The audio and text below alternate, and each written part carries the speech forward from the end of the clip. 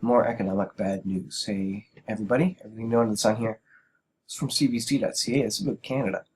Canada due for debt crisis and recession, Economist argues. Credit growth has to stop at some point, and then the economy shrinks, argues Steve Keen. Credit growth has to stop at some point. That means we have to stop borrowing and getting into debt. Now, the Liberal government is getting into massive deficits and debt. Thank you, Liberal government, which I wouldn't vote for.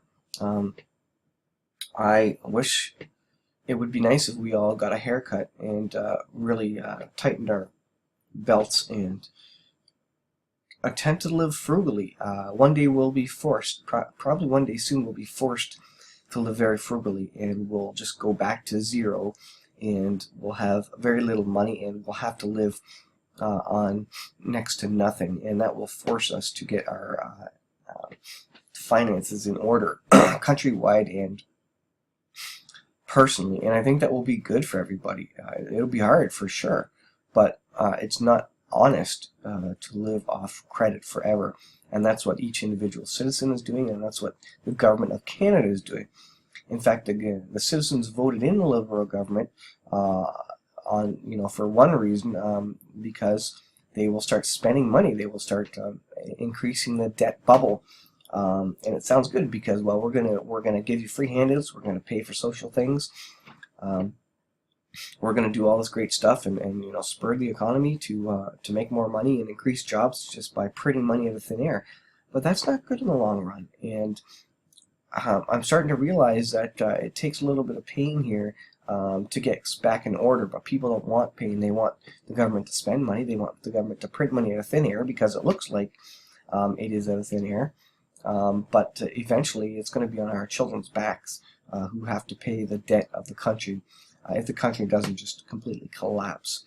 I guess one way to look at it is ride the credit bubble until it pops, and so some people might argue, well, you just live large, ride high until it collapses, and then you just deal with it anyways, as opposed to just having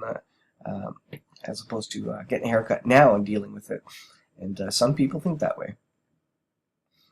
An economist writing for Forbes magazine has tapped Canada as one of the 7 countries in the world that are due for a debt crisis and an ensuing recession in the next 1 to 3 years. And I think it's closer than that.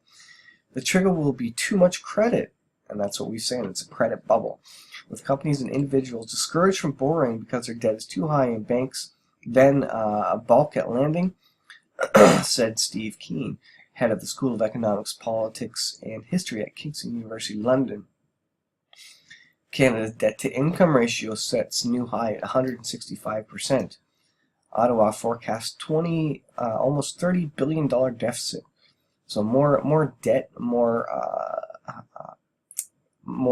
money that our children have to pay back in taxes, and more debt that we're a slave to as a country and as individual citizens.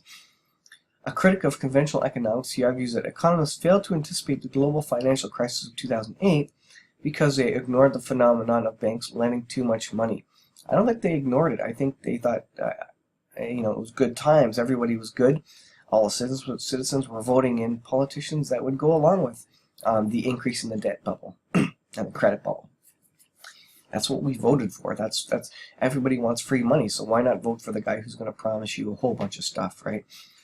And I think that's partly what they voted for when they voted in the Liberals. Now, the Conservatives weren't excellent in everything they did, but they were definitely more fiscally conservative in many areas. That's the situation Canada is approaching now. Along with China, Australia, Sweden, Hong Kong, Korea, and Norway, he writes, the 7 countries most vulnerable to a debt crisis.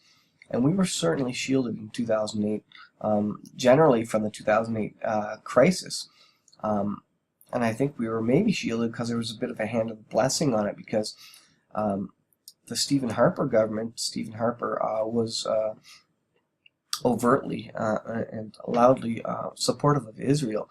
And the Bible does say, back in the Old Testament, those who bless Israel, Lord will bless, and Lord will curse Israel, curse those who curse Israel. and I think he stood for Israel very loudly and prominently. And I think it does make sense that there was some blessing on us, and we were sheltered from 2008, and so it makes sense that now that we're kind of moving away from Israel with a liberal government, we are looking towards the hand of blessing moving off of Canada, and maybe we're going to start getting what we deserved in the first place, because we're certainly not really a Christian country anymore. Timing precisely when these countries will have their recessions is not possible, because it depends on when the private sector's willingness to borrow from the banks and the banking sector's willingness to lend stops, he writes. And I know that lending has tightened up already. We were looking to the bank to do some things, and they've already tightened up the purse strings and the requirements and rules surrounding lending and that sort of stuff. So I know that firsthand. Government stimulus programs and programs to support first-time home buyers can postpone the pain, he argues, but credit cannot keep growing at such a rapid pace unless the GDP is growing more quickly, and it's not. We're just expanding the credit bubble because that's what makes everybody feel good right now, and we voted in the Liberal government to partly do that because it makes us feel good in the moment, but in the long run it's going to be real bad for us all. When it arrives, these countries, many of which appeared to avoid the worst crisis in 2008, will join the world's long list of walking wounded economies. Using data from Bank of International Settlements, which now publishes a quarterly series on both governments and private debt, he argues that debt service ratios from all sources, government and private, exceed 175% of GDP in Canada. That is putting us right up with European nations who are ready for a collapse and topple themselves.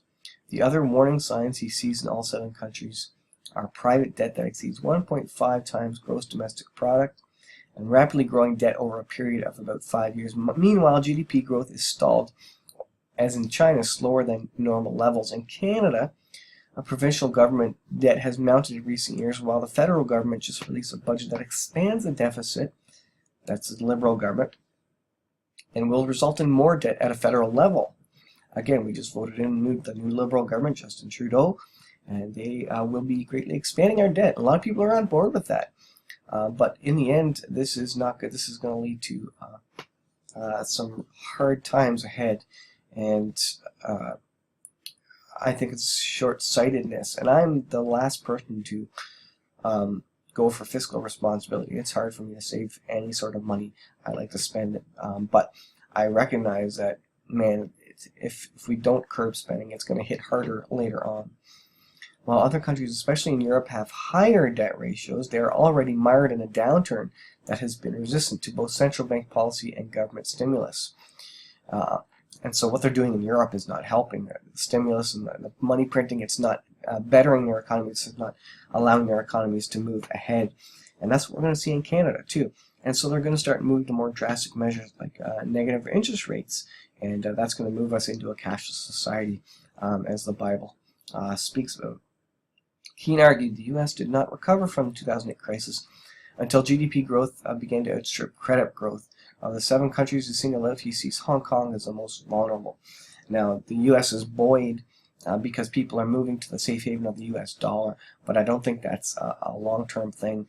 And the U.S. isn't mentioned across, nor is Canada specifically.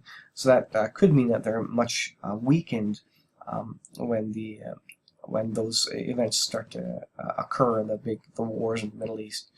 So I know the economy is not doing good, and it is not good in Canada, and it will be getting worse, as most people are forecasting. When it gets worse, we don't know. Is it sooner or later?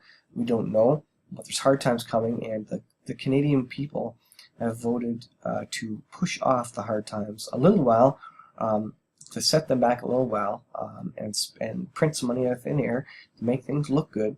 And so that pushes it off a little while, but it's still coming to us. And it will be a harder fall once we do fall, because we'll have that much more debt and stuff that we need to reconcile, that we'll need to pay back to countries, unless we have a complete economic crash. which is another option. We could have a depression, an absolute economic crash where we default on all our loans, and that wouldn't be good either. We would all be starting from zero except for the rich people, obviously. All us regular folk would be left living off the land, literally, and getting kicked out of our homes, possibly, and it would not be good news. So the economy is not doing better. We're on a downward slope. There is no end in sight here until we see a crash or recession at minimum here, and we have nowhere near bottomed out in the economy. So pay attention, hard times ahead.